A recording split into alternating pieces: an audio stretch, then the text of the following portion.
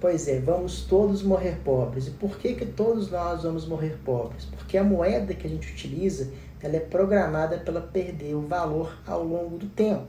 E esse é um fenômeno chamado de inflação. Então, o que seria inflação? A inflação é o aumento generalizado dos preços dos bens e serviços. Então, toda vez que na economia o preço aumenta, a gente está gerando inflação. Então, se tem queda no desemprego, se tem aumento no preço das commodities, se tem aumento nos salários, tudo isso gera inflação. Para a gente entender esse fenômeno, é bom a gente voltar lá atrás, no tempo dos monarcas, para a gente entender como a inflação nasceu e por que ela vamos dizer, é um método de controle do governo sobre a população.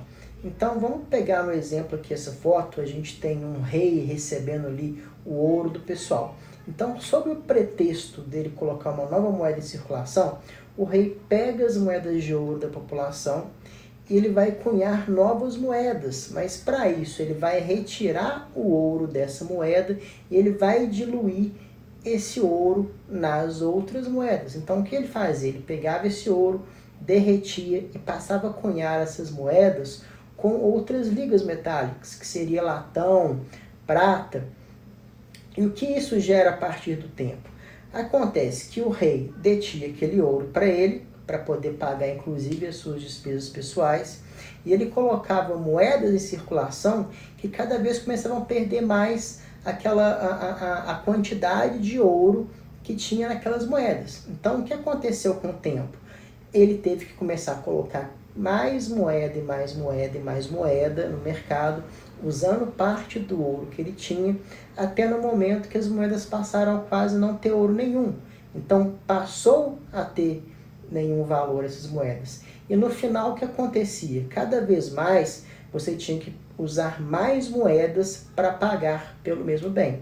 Então, essa seria o que a gente chama aí de definição da inflação, que nada mais é que a expansão da base monetária.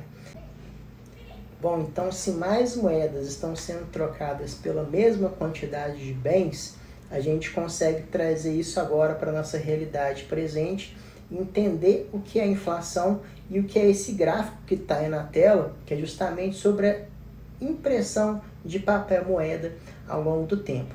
Então, naquele pico ali mais alto que a gente tem logo depois de 2019, que é justamente durante a pandemia, que foi o que aconteceu, um evento no mundo inteirinho, que os bancos centrais passaram a imprimir mais moeda. Então, quando a gente pega o ano de outubro, novembro de 2020, o Brasil teve um aumento de quase 50% da base monetária. Então, em um ano, o governo botou mais 50% de moeda em circulação. O que é que isso aconteceu? Isso levou a um fenômeno que o real perdeu 28% do seu valor em 4 anos. Então, a gente pegando o exemplo lá atrás do monarca que derretia essas moedas e colocava liga de metal nessas moedas para botar em circulação de novo, depois teve que colocar ainda mais moedas, é o fenômeno que a gente vê até hoje. Então, essa expansão da base monetária que é feita pelos bancos centrais, ela torna o cidadão cada vez mais pobre, porque cada vez a gente tem que acumular mais moeda para trocar pela mesma quantidade de bens. Então, isso é um fenômeno muito simples de você conseguir entender na prática, quando que você vê que vários países começam a ter nota de 100, 200, 300, 500, e você vai chegar em países que, inclusive, já aconteceu no Brasil na época da hiperinflação, que a gente vai ter moeda de 100 mil, 200 mil, moeda de milhão. A gente pega o exemplo da Venezuela, pega o exemplo de outros países aí na África, tem moedas de bilhão. Então, você literalmente pega um carrinho de mão cheio de dinheiro para poder chegar numa padaria e trocar aquilo ali por um pão. O que é pior disso é que aquele gráfico que nós vimos anteriormente do M2, que é a expansão monetária feita pelo Banco Central, na verdade existe uma contestação em relação a ele, que seria a oferta monetária austríaca, feita pelos economistas austríacos. Eles levam em consideração que a M2, feita pelo governo, ela às vezes faz uma contagem dupla de alguns indicadores. Eu vou botar aqui embaixo o que seria M1, o que seria M2 e como é feito para calcular a oferta monetária austríaca, que, se não me engano, é True Monetary Supply, ok? Então, o que a gente vê aqui na tela é que muitas vezes o que é passado para a gente em relação à verdadeira expansão de crédito não corresponde com a realidade. Algumas vezes você tem quase o dobro. Então, o governo está passando que teve um aumento de 10% do aumento da base monetária no ano, e na verdade ele chegou a 20%, como a gente pode ver ali na pandemia, por exemplo, que chega a 26%, e na verdade é quase 40%.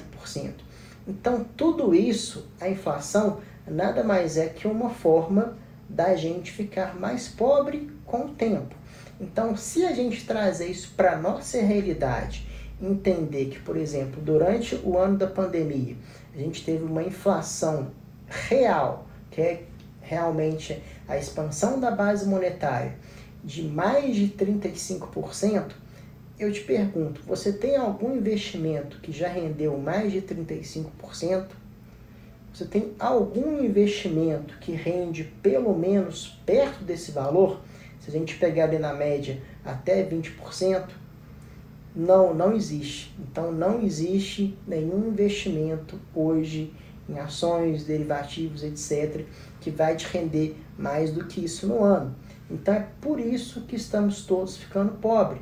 Enquanto a inflação ser usada pelo Banco Central como uma forma de criar o que a gente chama de efeito Cantillon, que a gente pode até abordar depois, que é, num primeiro momento, e a gente até viu a Miriam Leitão da Globo falando sobre isso recentemente, a inflação, num primeiro momento, ela dá uma sensação de riqueza. Por quê? A inflação nada mais é que o primeiro em detrimento do último. Então, quem recebe esse dinheiro em primeiro lugar, ele tem um sentimento que tem mais dinheiro no mercado.